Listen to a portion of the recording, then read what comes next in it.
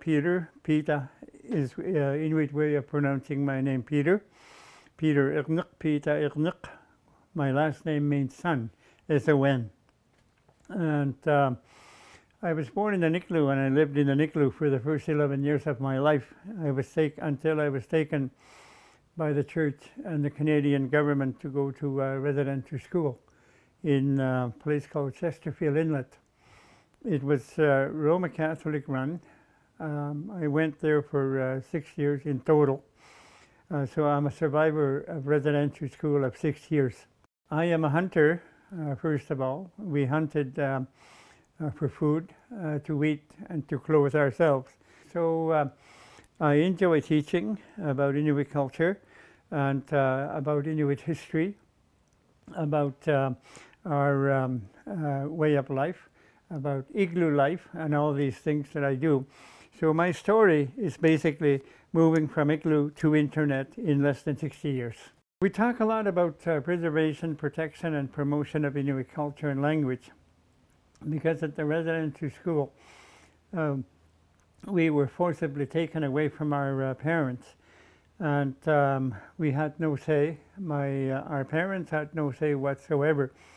And in those days, we had absolutely no communication of any type to talk to our parents. So we would be away for 9 to 10 months of the year, and the only time we see them again would be in May or June of each year. And they come to take us again at the end of August. So residential school is a really horrible, horrible life. And it's a life that I will never, ever recommend to anyone if we were to go back to residential school. But look, Inuit are very patient people.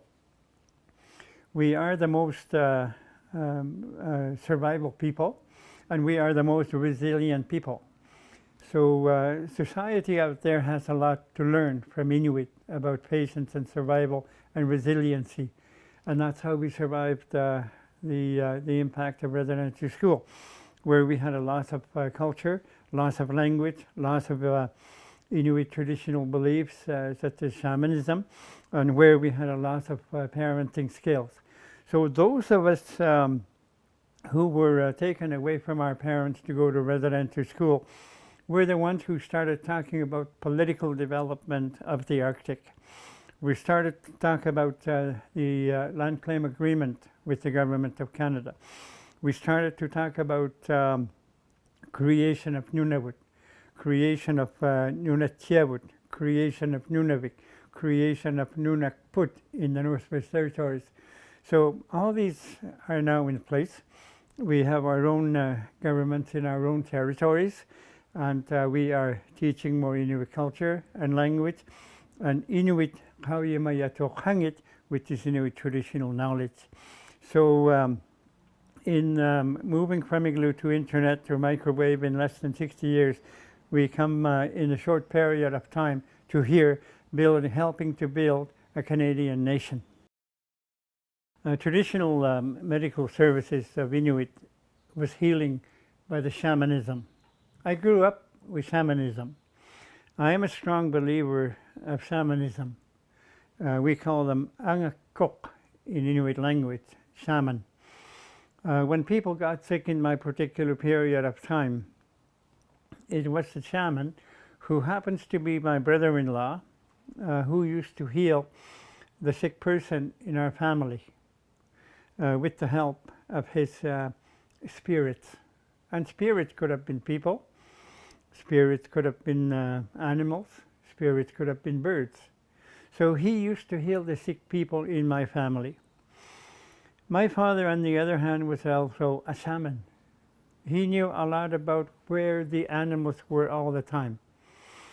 To this day, I think to myself that because he knew where the animals were all the time, that he was always a successful hunter. That's how we grew up for many, many thousands of years.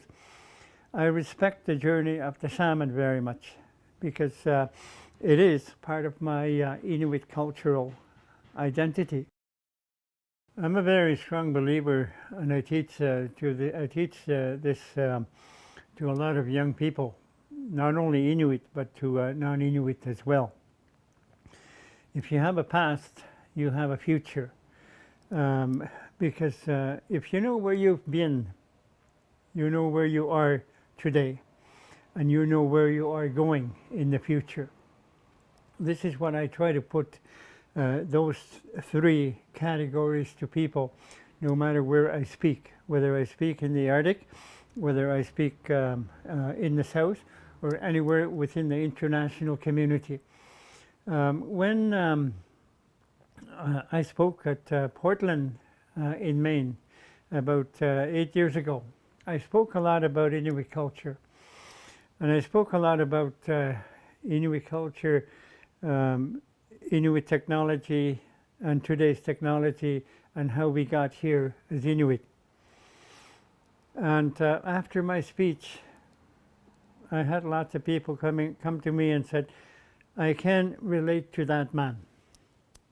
If we can relate to that person, or to that person, we're all on the right track, because we're working together as one people, not as people who are disunited, people who are going all over the place. And I love my culture, Inuit culture, because no matter where you are, if you are in the Far Eastern Russia, and we have Inuit in the Far Eastern Russia, in the state of Alaska, in Canada, and in Greenland. Today we have Inuit all over the world, in Scotland, Denmark, and Paris, and New Zealand, and places like that. No matter where you are, because as Inuit, we are always united people, because we speak one language, different dialects all over the world, and we have one culture, and we know where we've been, and we know where we are going in the future. That's really important to move forward, to have the same culture, speak the same language, and thinking the same way as to how you want to solve the problem for the future, for your grandchildren, as well as their children and their children. And that's what I've always been trying to teach in my own life about Inuit culture and about Inuit history and our own language. When people die, we always name them after our grandfather, grandmother, mother, or father. The idea of naming of our people after your relatives is the deceased person lives again in the newborn. And when the newborn is born and you name that person after your mother or your father or your grandfather, you call them Ananaga, my mother, Atataga, my father. So your father is living again within your family for the rest of your life. And normally in our tradition as Inuit, they act as though they are your father and mother, or your brother, older brother, younger brother, and things like that. So the love and compassion and caring and respect is very, very great among our people. And in my own family, my son's named after my father, who is, his name is Unalaq, which means Indian, First Nation. And he's named after my father, so I consider him, I call him my father sometime. And my grandson up in Iqaluit is named after my mother. I call him Ananaganwatluk, which means my dearest, most lovable, most compassionate little mother. So that's the way it works. One of the things that I think we all have to recognize is that we are all going to die. That's a fact. In the meantime, as living people, because we are only borrowing this life for a short period of time, we have to make sure that we have to make the best of life. That's my own attitude about life. My attitude about life is also to make sure that you have to be good for the rest of the people living on earth, respecting the deceased, and make sure they rest in peace. There's a really good word that I often say all over the place wherever I go, and it's called Irniq. Irniq is a very important word for Inuit, as Inuit. Irniq is a case of love, compassion, care, and respecting each other, which simply means living in peace and harmony with one another. That's what I always say to people, because my ancestors survived for thousands and thousands and thousands of years by doing that. And no matter what we do as people, we can't survive the way my ancestors did by living in peace and harmony with one another. We have to, as people, because we say that we are only human beings. And as human beings, we have to make sure that we have to work together